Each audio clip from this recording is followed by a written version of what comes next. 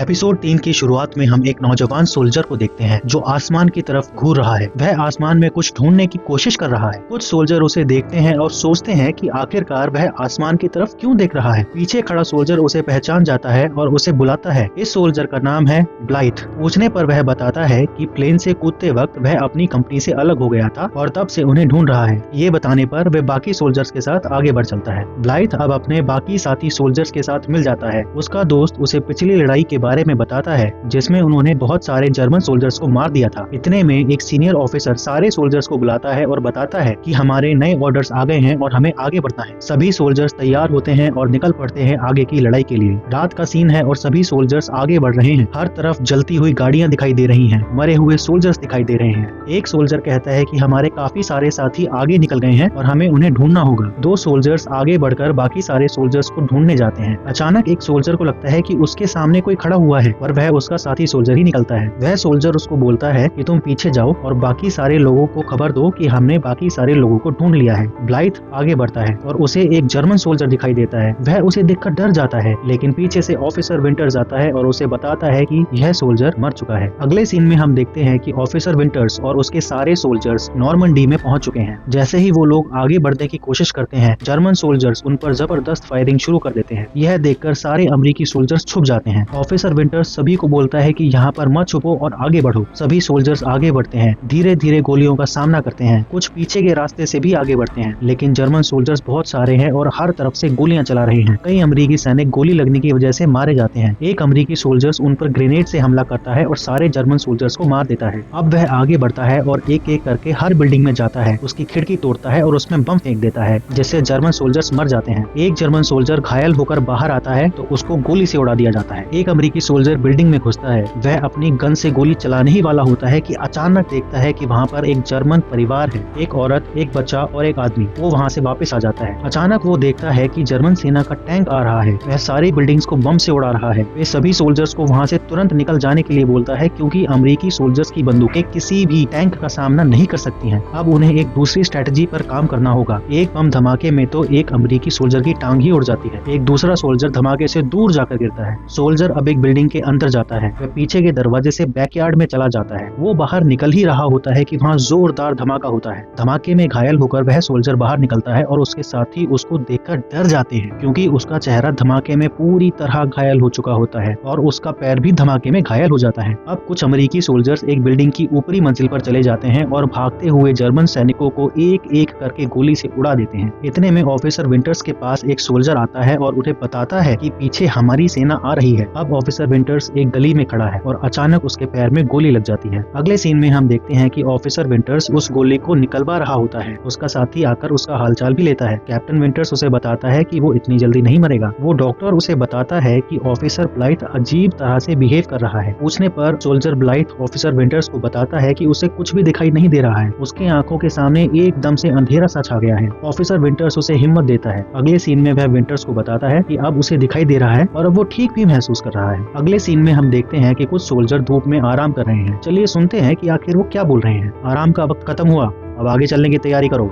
इतनी जल्दी? हम थोड़ी देर पहले ही तो यहाँ पर बैठे हैं।